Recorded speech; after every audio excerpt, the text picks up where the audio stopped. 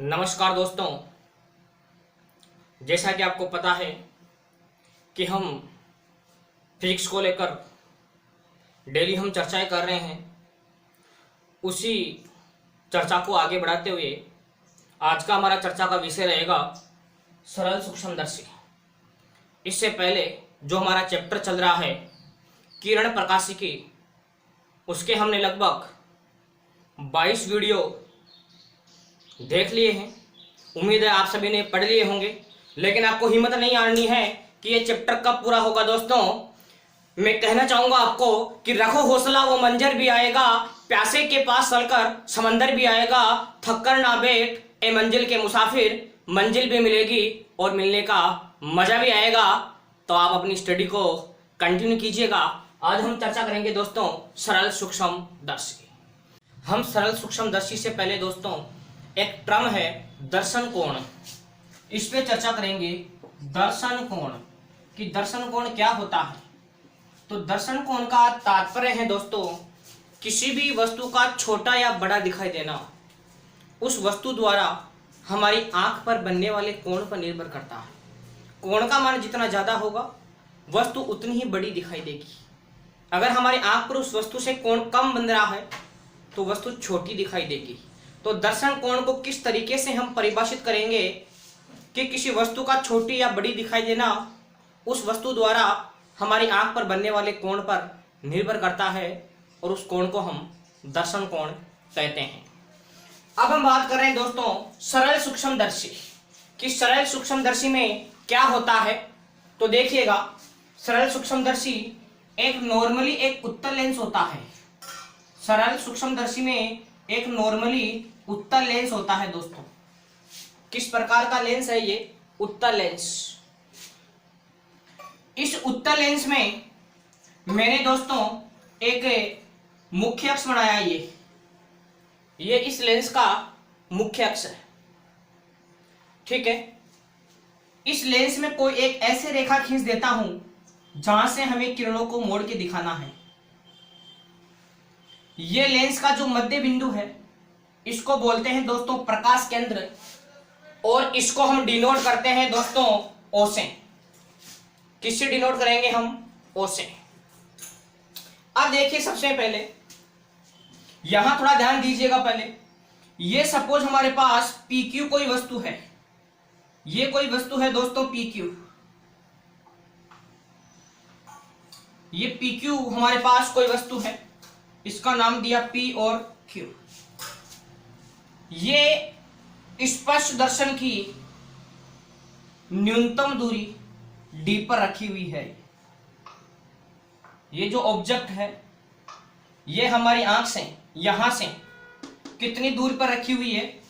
ये D दूरी पर रखी हुई है, PQ ऑब्जेक्ट। और ये सपोज हमारी आंख पर कोण बना रही है दोस्तों अल्फा। जब वस्तु PQ को स्पष्ट दर्शन की न्यूनतम दूरी D, हमने नेत्र वाले वीडियो के अंदर पढ़ा था दोस्तों कि D का मान 25 सेंटीमीटर होता है। स्वस्थ नेत्र की न्यूनतम दूरी, स्पष्ट दर्शन की न्यूनतम दूरी या स्वस्थ नेत्र का जो निकट बिंदु है वो 25 सेंटीमीटर दूरी पर होता है। तो यहां हमारे पास जो ऑब्जेक्ट था PQ, उसको मैं स्पष्ट दर्शन की न्यूनतम दूरी 25 सेंटीमीटर पर रख रहा हूं, और इस टाइम पर जो आंख पर कोण बन रहा है दोस्तों, इस कोण को मैंने नाम दिया है अल्फा। हम जो उत्तल लेंस में हमने दोस्तों एक स्थिति पढ़ी थी, उत्तल लेंस में हमने एक स्थिति पढ़ी थी कि जब वस्तु लेंस के प्रकाश केंद्र और फोकस के मध्य हो तो उसका आभासी सीधा और बड़ा प्रतिबिंब प्राप्त होता है। यदि कोई वस्तु उत्तल लेंस के प्रकाश केंद्र और फोकस बिंदु के मध्य रखी हो तो उस वस्तु का आभासी सीधा और बड़ा प्रतिबिंब दिखाई देता है। उत्तल लेंस की इसी स्थिति का प्रयोग किया जाता है दोस्तों सरल सूक्ष्मदर्शी के रूप में।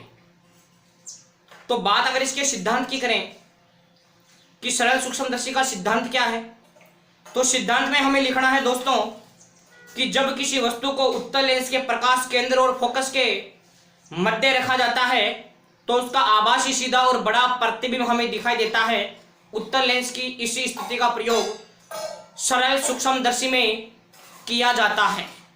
तो ये तो बात हुई इसके सिद्धांत की। अब हम बात कर रहे हैं दोस्तों बनावट की।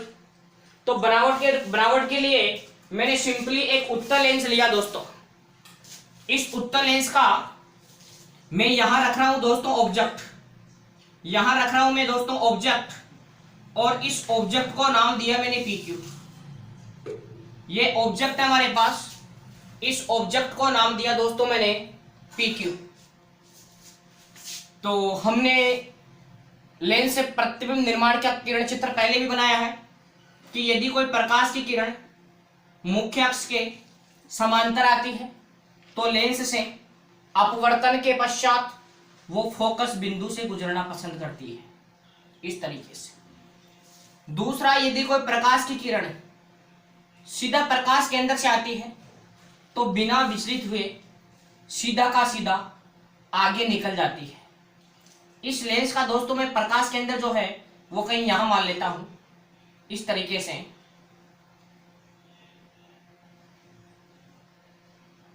अब देखिए, ये दोनों किरणें जैसे जैसे आगे जाएगी, ये दोनों किरणें जैसे जैसे आगे जाएगी तो आगे जाकर ये दोनों किरणें कहीं भी एक दूसरे को नहीं काटेगी। जैसे जैसे आगे जाएगी ये एक दूसरे से और दूर होती हुई आपको प्रतीत होगी। तो आगे ये दोनों किरणें कहीं एक दूसरे को काट नहीं सकती, तो हम क्या करते हैं दोस्तों, इन दोनों किरणों को पीछे की ओर बढ़ाते हैं। ये जो किरण थी इसको सीधा का सीधा पीछे की ओर बढ़ाते हैं इस तरीके से, और ये जो किरण थी इसको भी हम सीधा का सीधा पीछे की ओर बढ़ाते हैं। तो एक ऐसा बिंदु आता है जहां पर हमें ये काटती हुई प्रतीत होती है, ये काटती हुई प्रतीत होती है इस बिंदु के ऊपर, इस तरीके से। तो ये जो बना इसको नाम देता हूं दोस्तों P डैश और Q डैश। और ये जो P डैश और जो Q डैश है, ये यहां पर जो कोण बना रहा है इस कोण को हम कहते हैं दोस्तों बीटा। प्रतिबिंब P डैश और Q डैश हमारी आंख पर जो कोण बना रहा है इस कोण को नाम दिया दोस्तों बीटा। हमारी आंख वास्तव में यहां है दोस्तों, इस तरीके से। ये सपोज हमारी आंख है दोस्तों, इस तरीके से। ये मैंने आंख का हल्का फुल्का डायग्राम बनाने की कोशिश की है इस तरीके से, ठीक है। ये सपोज हमारी आंख है इस तरीके से, इस तरीके से, ठीक है। तो हमें ये जो वस्तु PQ थी, इस PQ का बड़ा प्रतिबिंब दिखाई देता है दोस्तों P डैश और Q डैश के रूप में। तो आपको बनावट में क्या लिखना है, इसके बनावट में लिखना है कि जब वस्तु PQ को स्पष्ट दर्शन की न्यूनतम दूरी d पर रखता हूं तो आंख पर अल्फा कोण बनता है, ठीक है। जबकि वस्तु PQ को उत्तल लेंस के जब ध्रुव और फोकस के मध्य, यहां कहीं फोकस बिंदु मान ले दोस्तों, जब ध्रुव और प्रकाश केंद्र और फोकस के मध्य रखते हैं तो इसका आभासी सीधा और बड़ा प्रतिबिंब P डैश Q डैश के रूप में दिखाई देता है। तो दोस्तों आप मुझे यहां से बताएंगे कि कोण बीटा का मान ज्यादा है कि कोण अल्फा का मान ज्यादा है। तो ऑब्वियसली आपको लग रहा होगा कि बीटा का मान तो ज्यादा है और अल्फा का मान क्या है दोस्तों, कम, ठीक है। तो आपको इसकी बनावट में क्या लिख देना है कि जब वस्तु PQ को स्पष्ट दर्शन की न्यूनतम दूरी d पर रखते हैं तो इसके द्वारा आंख पर बना कोण अल्फा होता है। तथा जब वस्तु PQ को उत्तल लेंस के प्रकाश केंद्र और जब फोकस के मध्य रखा जाता है तो इस वस्तु का आभासी सीधा और बड़ा प्रतिबिंब P डैश Q डैश के रूप में दिखाई देता है। तथा ये प्रतिबिंब आंख पर बीटा कोण अंतरित करता है तथा बीटा कोण का मान अल्फा कोण की तुलना में अधिक होता है। और आप सिंपली डायग्राम बना देंगे दोस्तों, पहले डायग्राम बनाएंगे फिर इसकी थ्योरी लिखेंगे ताकि थ्योरी लिखने में थोड़ी सुविधा हो जाए। तो पहली बात की हमने इसके सिद्धांत को लेकर, दूसरी हमने चर्चा की दोस्तों इसकी बनावट को लेकर। अब हम बात करेंगे जो इम्पोर्टेंट है इसकी गणितीय विवेचना, मैथमेटिकली डेरिवेशन, गणितीय विवेचना। तो देखिए इसकी गणितीय विवेचना बहुत इंपॉर्टेंट है दोस्तों। कई बार बोर्ड एग्जाम में ये क्वेश्चन 4 नंबर में पूछा जाता है, 1 नंबर में सिद्धांत, 1 नंबर में बनावट और 2 नंबर में गणितीय विवेचना। इस तरीके से क्वेश्चन को बांट देते हैं 1 + 1 + 2 इस तरीके से। तो देखिए गणितीय विवेचना के अंदर हम इसकी आवर्धन क्षमता पता करेंगे दोस्तों कि सरल सूक्ष्मदर्शी प्रतिबिंब को कितना बड़ा दिखाएगा, ठीक है। तो देखिए हम बात करें आवर्धन क्षमता, तो आवर्धन क्षमता का फॉर्मूला होता है दोस्तों प्रतिबिंब द्वारा आंख पर बना कोण, प्रतिबिंब द्वारा आंख पर बना कोण बटा बिंब द्वारा आंख पर बना कोण।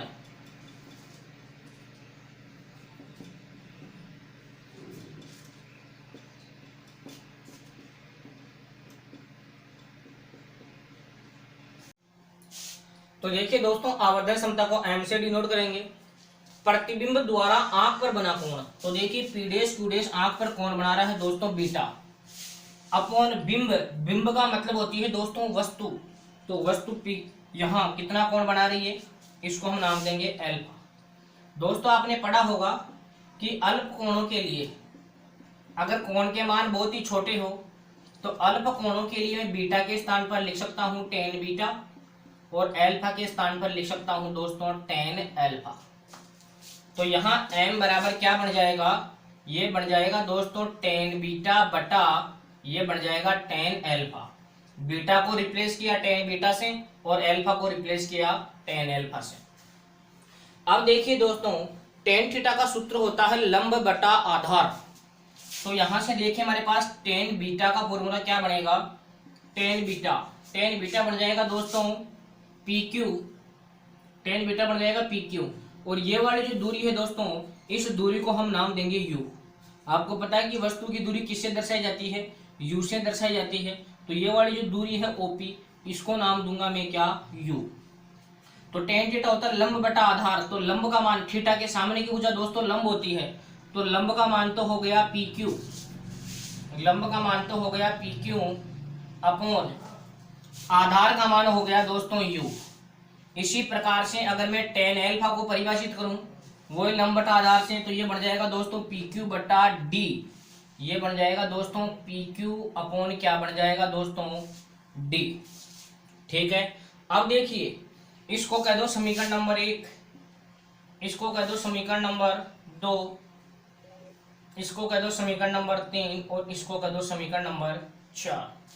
तो मैं क्या करूंगा दोस्तों, ये जो समीकरण 3 और जो 4 का मान है, ये समीकरण 3 और जो 4 का मान है वो कह दो या तो 2 में रख दो या 1 में रख दो। भाई बीटा की जगह मैं टेन बीटा लिख सकता हूँ और एल्फा की जगह टेन एल्फा, तो ये टेन बीटा और टेन एल्फा दोनों का मान रख देंगे। तो मैं लिख दूंगा समीकरण 2, 3 और 4 से। ध्यान दीजिएगा, समीकरण 2, 3 व 4 से, 2, 3 व 4 से देखिए दोस्तों क्या बात बनेगी, m बराबर टेन बीटा का मान रखेंगे ऊपर PQ upon U, PQ upon U, फिर बटा में एल्फा का मान रखेंगे दोस्तों, एल्फा का मान है PQ अपॉन D, इसका मान है PQ अपॉन D। उल्टा करेंगे तो ये बन जाएगा दोस्तों PQ बटा U, इसको उल्टा करेंगे तो ये बन जाएगा D बटा PQ। तो दोस्तों PQ से PQ कैंसिल आउट हुआ, m बराबर हमारे पास बना D अपॉन U, m बराबर क्या बना हमारे पास D अपॉन U। अब हम क्या करेंगे, यहाँ चिन्ह परिपाटी काम में लेंगे, चिन्ह परिपाटी से। तो देखिए चिन्ह परिपाटी में क्या ध्यान रखना है, याद रखेंगे दोस्तों कोई सा लेंस हो कोई सा दर्पण हो, या हम लेंस की बात कर रहे हैं, वस्तु की दूरी तो हमेशा माइनस में लेते हैं। और याद रखेंगे स्पष्ट दर्शन की जो न्यूनतम दूरी होती है d, उसको भी हमेशा माइनस में ही लिया जाता है। वस्तु की दूरी u और स्पष्ट दर्शन की न्यूनतम दूरी जो d है, दोनों को ही हम किस में लेते हैं, माइनस में। तो m बराबर लिख दूंगा माइनस का तो d और बटा में माइनस का ही u, तो माइनस से माइनस कट गया, तो दोस्तों m बराबर हमारे पास सिंपली फॉर्मूला बन गया d अपॉन u, m बराबर हमारे पास फॉर्मूला बन गया d अपॉन u। तो इसका आप एक स्क्रीनशॉट लीजिए, फिर हम इसमें दो स्थितियां पढ़ेंगे। देखिए दोस्तों स्थिति नंबर 1, केस फर्स्ट, जब अंतिम प्रतिबिंब D पर बने, जब अंतिम प्रतिबिंब D पर बने, तो इसमें हम लेंस सूत्र काम में लेंगे, लेंस काम में ले रहे हैं, लेंस सूत्र काम में लेंगे। और लेंस सूत्र होता है दोस्तों 1/f equal to 1/v minus 1/u। याद रखेंगे दोस्तों, लेंस में लेस करते हैं, याद रखना है आपको, जबकि दर्पण समीकरण में यहाँ प्लस में आता है। ठीक है, तो देखिए जब अंतिम प्रतिबिंब, यहाँ लिखेंगे जब अंतिम प्रतिबिंब D पर बने, तो देखिए हमारे पास v का बन रहा है दोस्तों d पर, और d को हमेशा किस में लेना है, माइनस में, और u की जगह हमें क्या काम में लेना है दोस्तों, माइनस का u। मैंने कहा कि आपको d और u दोनों ही किस में लेने हैं, माइनस में लेने हैं। मैं कह रहा हूं अंतिम प्रतिबिंब d पर बने, मतलब v बराबर बन रहा है d मतलब माइनस का d, और u के स्थान पर लेंगे माइनस का u। तो देखिए ये समीकरण क्या बन जाएगा दोस्तों, 1/f बराबर 1/v की जगह माइनस का d, ये माइनस का चिन्ह था ही था, और u की जगह लिखेंगे माइनस का u, तो ये माइनस माइनस प्लस का बना देगा। तो 1/f बराबर -1/d, और ये बन गया दोस्तों प्लस का 1/u। तो हम क्या करेंगे, इस ये जो समीकरण है इसको हम क्या करेंगे, पूरे को हम d से डिवाइड कर देंगे दोस्तों, सॉरी डिवाइड नहीं गुणा कर देंगे, मल्टीप्लाई कर देंगे d से गुणा करने पर। तो d से गुणा करेंगे तो दोस्तों देखिए क्या बात बनेगी, d बटा बराबर माइनस d बटा डी, तो ये माइनस का 1 बन जाएगा, प्लस इधर d से गुणा करेंगे तो ये d बटा यू बन जाएगा। एक को इधर लेके आएंगे तो एक इधर प्लस का हो जाएगा, तो 1 प्लस d अपॉन एफ बराबर आया हमारे पास दोस्तों d अपॉन यू। और देखिए दोस्तों d अपॉन यू को हम क्या कर रहे हैं, m, या एक काम कर लो d अपॉन यू की जगह मैं ये लिख सकता हूं, तो आवर्धन का सूत्र क्या बन गया, m बराबर 1 प्लस d अपॉन एफ। तो ये फॉर्मूला आपको याद रखना है कि सरल सूक्ष्मदर्शी के अंदर जब अंतिम प्रतिबिंब d दूरी पर बनता है तब आवर्धन क्षमता का फॉर्मूला क्या होता है दोस्तों, तो हम कहेंगे आवर्धन क्षमता का फॉर्मूला बनेगा m बराबर 1 plus d upon F, m बराबर 1 प्लस d अपॉन एफ। ठीक है, अब देखिए इसी में दूसरी स्थिति, इसी के अंदर अगर मैं दूसरी स्थिति की बात करूं, इसी में दूसरी स्थिति बनेगी दोस्तों हमारे पास केस सेकंड कहेंगे, जब अंतिम प्रतिबिंब अनंत पर बने, तो देखिए अब की बार हम v को कहां बना रहे हैं दोस्तों, अनंत पर, और वही u की जगह हमें क्या काम में लेना है, माइनस का u। तो वापस वही लेन सूत्र लगाओ, तो लेन सूत्र 1/f बराबर 1/v माइनस का 1/u। तो 1/f बराबर 1/v की जगह तो अनंत, माइनस और u की जगह लिख देंगे माइनस का u, तो ये माइनस माइनस प्लस बन गया। 1/अनंत की वैल्यू दोस्तों 0 होती है, 1/अनंत की वैल्यू कितनी होती है, 0, और ये माइनस माइनस ये बन गया प्लस का 1/u, तो ये बन गया 1/f बराबर 1/u। वो इसको भी हम दोस्तों d से गुणा करेंगे, तो d से गुणा करेंगे तो d/f बराबर बन गया दोस्तों d/u। तो देखिए जो m का सूत्र था, अभी m का सूत्र जो था d/u, उसकी जगह लिख सकता हूं मैं क्या, d/f, तो m बराबर बन गया दोस्तों d/f। इसको कुछ नाम दे दो, या ऐसे ध्यान रखो कि जब अंतिम प्रतिबिंब d पर बनता है तो सरल सूक्ष्मदर्शी से आवर्धन क्षमता का फॉर्मूला होता है m बराबर 1 प्लस d/f। एक तो ये फॉर्मूला आपको याद रखना है कि सरल सूक्ष्मदर्शी में जब अंतिम प्रतिबिंब d पर बनता है तो आवर्धन क्षमता का फॉर्मूला चलता है m बराबर 1 प्लस d/f। और जब सरल सूक्ष्मदर्शी से अंतिम प्रतिबिंब अनंत पर बनता है तब आवर्धन क्षमता का सूत्र चलता है m बराबर d/f।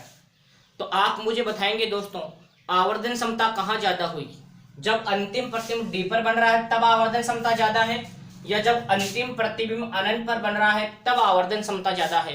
तो आपको पक्का नजर आ रहा होगा कि जब अंतिम प्रतिबिंब d पर बनता है तो आवर्धन क्षमता का मान 1 ज्यादा होता है। इधर तो d/f ही है और इधर d/f में कितना जुड़ रहा है दोस्तों, 1 ज्यादा जुड़ रहा है। समझ में आ रही है बात। तो आवर्धन क्षमता ज्यादा कहाँ होती है सरल सूक्ष्मदर्शी के लिए, जब अंतिम प्रतिबिंब कहां पर बनता है दोस्तों, d पर बनता है। तो देखिए जब अंतिम प्रतिबिंब d पर बनता है तो आवर्धन तो भले वस्तु का ज्यादा होता है, लेकिन हमारी आंखों पर दोस्तों तनाव ज्यादा होता है, आंखों पर ज्यादा दबाव पड़ता है, आंखों पर ज्यादा तनाव होता है, क्योंकि अगर मैं जैसे थोड़ा भी इधर लाता हूं तो फिर तो वस्तु दिखना ही बंद हो जाएगी, धुंधली हो जाएगी। तो हमारी आंखें सामान्य अवस्था में या शिथिल अवस्था में कौन से प्रतिबिंब को अच्छा देख पाती है, अनंत वाली प्रतिबिंब को अच्छा देख पाती है, क्योंकि आंखें उसमें नॉर्मल अवस्था में रहती है, शिथिल अवस्था में रहती है।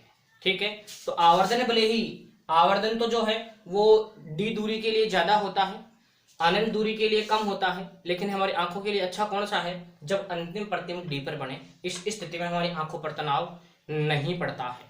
तो देखिए दोस्तों, सरल सूक्ष्मदर्शी में हाँ, साथ ही साथ हम इसके उपयोग की बात करते हैं। तो आपने नोट किया होगा दोस्तों, जो लोग मोबाइल को रिपेयर करते हैं या जो लोग घड़ी को रिपेयर करते हैं, वो एक आंख में एक लेंस लगाते हैं गोलाकार, वो उत्तल लेंस होता है दोस्तों। तो ये सरल सूक्ष्मदर्शी का एक उपयोग है कि घड़ीसाज द्वारा घड़ी को ठीक करने में या मोबाइल के छोटे छोटे पुर्जों को ठीक करने में मोबाइल का जो मिस्त्री होता है वो सरल सूक्ष्मदर्शी को काम में लेता है। तो देखिए, सरल सूक्ष्मदर्शी में क्या क्या क्वेश्चन बन सकते हैं दोस्तों। पहला क्वेश्चन तो ये बन सकता है कि सरल सूक्ष्मदर्शी में कौन सा लेंस काम में लेते हैं, तो आप बताएंगे दोस्तों उत्तल लेंस पहला। दूसरा, सरल सूक्ष्मदर्शी किस सिद्धांत पर कार्य करता है, तो हम बोलेंगे कि जब वस्तु को लेंस के प्रकाश केंद्र और फोकस बिंदु के मध्य रख दे तो आभासी सीधा और बड़ा प्रतिबिंब प्राप्त होता है। तीसरा, हम बात करेंगे कि सरल सूक्ष्मदर्शी में जब अंतिम प्रतिबिंब डी पर बने तब आवर्धन क्षमता का फॉर्मूला क्या होता है, तो आप बताएंगे m बराबर 1 + d/f। अगला क्वेश्चन, सरल सूक्ष्मदर्शी में जब अंतिम प्रतिबिंब अनंत पर बने तब आवर्धन क्षमता का सूत्र क्या होता है, m बराबर d/f। फिर क्वेश्चन बन सकता है कि सरल सूक्ष्मदर्शी में ज्यादा आवर्धन किस स्थिति में प्राप्त होता है, तो ये एक ज्यादा प्राप्त होता है किस स्थिति में, जब अंतिम प्रतिबिंब कहां पर बने दोस्तों, डी पर बनता है। एक और बात ध्यान रखेंगे, अगर हम वास्तविक लेंसों की बात करें दोस्तों, तो वास्तविक लेंसों के लिए किसी भी वस्तु का प्रतिबिंब सरल सूक्ष्मदर्शी में ज्यादा से ज्यादा 9 गुना बन सकता है। एम का मान वास्तविक लेंसों के लिए एम का मान ज्यादा से ज्यादा 9 गुना हो सकता है। जैसे 1 सेंटीमीटर की अगर कोई वस्तु है तो अगर वास्तविक उत्तल लेंस है तो वो ज्यादा से ज्यादा उसका 9 गुना प्रतिबिंब बना सकता है, इससे ज्यादा प्रतिबिंब हमें प्राप्त नहीं होता है। और एक और बात कि हमने देखा कि हमारी आंखों के लिए कौन सा प्रतिबिंब देखना ज़्यादा ठीक है, तो अनंत वाला प्रतिबिंब देखना ज़्यादा ठीक है, क्योंकि इसमें हम 25 सेंटीमीटर पर रखते तो आंख पर ज़्यादा तनाव नजर आता है। तो इस प्रकार हमने चर्चा की दोस्तों सरल सूक्ष्मदर्शी को लेकर। तो आपको इसके 3 पॉइंट में आप इसको नोट करेंगे। पहला पॉइंट आप लिखेंगे, सबसे पहले सरल सूक्ष्मदर्शी हेडिंग डालेंगे, इसके बाद में इसमें लिखेंगे कि सरल सूक्ष्मदर्शी एक सामान्य उत्तल लेंस होता है जिसमें वस्तु को प्रकाश के अंदर और फोकस के मध्य रखा जाता है। फिर इसका आप सिद्धांत लिखेंगे, फिर आप इसकी बनावट के बारे में डायग्राम बना के 2-4 लाइन इसकी थ्योरी लिखेंगे। इसके बाद में आप इसका डेरिवेशन m बराबर d/u, और फिर ये दोनों स्थितियां जब अंतिम प्रतिबिंब डी पर बने तो क्या होगा, और जब अंतिम प्रतिबिंब अनंत पर बने तो क्या होगा। आई होप कि आपको सरल सूक्ष्मदर्शी क्लियर हुआ होगा। आप इस वीडियो को ज़्यादा से ज़्यादा अपने दोस्तों के पास शेयर कीजिएगा, और हम इसमें एक न्यूमेरिकल को लेकर भी चर्चा करते हैं, एक न्यूमेरिकल करते हैं ताकि डेरिवेशन और अच्छे से क्लियर हो जाए और आपको पता चले कि सरल सूक्ष्मदर्शी से किस तरीके से क्वेश्चन पुट अप हो सकता है। तो दोस्तों ये क्वेश्चन है सरल सूक्ष्मदर्शी पर आधारित कि सरल सूक्ष्मदर्शी के उत्तल लेंस की फोकस दूरी 5 सेमी है। यदि स्पष्ट दर्शन की न्यूनतम दूरी 25 सेमी हो तो सरल सूक्ष्मदर्शी का आवर्धन ज्ञात कीजिए। तो देखो, स्पष्ट दर्शन की न्यूनतम दूरी 25 सेमी, इसका मतलब दोस्तों क्या डी दूरी की बात हो रही है क्या, बिल्कुल डी दूरी की बात हो रही है। और सरल सूक्ष्मदर्शी में जब अंतिम प्रतिबिंब डी पर बनता है तो हमने फॉर्मूला पढ़ा था दोस्तों m बराबर 1 + d/f। तो m बराबर 1 + d का मान तो कितना है दोस्तों 25, और हमारे पास f का मान कितना है दोस्तों 5। तो ये 25 से 5 कितने बार कट जाएगा दोस्तों, 5 बार कट जाएगा। 5 में 1 जोड़ेंगे तो आवर्धन क्षमता दोस्तों कितनी आ जाएगी 6, मतलब वस्तु को 6 गुना बड़ा करके दिखाएगा सरल सूक्ष्मदर्शी। ठीक है, तो यहाँ दोस्तों आपको चिन्ह परिपाटी काम में नहीं लेनी है, यहाँ चिन्ह परिपाटी काम में नहीं लेनी है। यहाँ अलग से पहले चिन्ह परिपाटी से हमने ये फॉर्मूला डेराइव किया है। तो यहाँ डी की जगह सिंपली आप 25 लिखेंगे और फोकस दूरी जो है आपको दे रखी है वो लिखेंगे, और दोनों को सेमी में लिख लेंगे। मीटर में बदलेंगे तो कोई फर्क नहीं पड़ेगा दोस्तों, क्योंकि सेमी से सेमी कट जाएगा। अगर आप मीटर में बदलोगे तो भी उससे कोई फर्क नहीं पड़ेगा। ठीक है, तो आपको इसको सेमी के अंदर ही लिख लें, क्यों फालतू मीटर में बदलें। भाई इसको सेंटीमीटर को मीटर में बदलेंगे तो इसमें भी 100 का भाग देंगे, इसमें भी 100 का भाग देंगे, तो बात 100 से 100 कट जाएगा। तो ले दे के बात यही आनी है। तो इस स्थिति में जो सरल सूक्ष्मदर्शी की जो आवर्धन क्षमता होगी वो कितना गुना होगी दोस्तों, 6 गुना। तो इस प्रकार हमने सरल सूक्ष्मदर्शी को लेकर चर्चा की दोस्तों। थैंक यू, जय हिंद।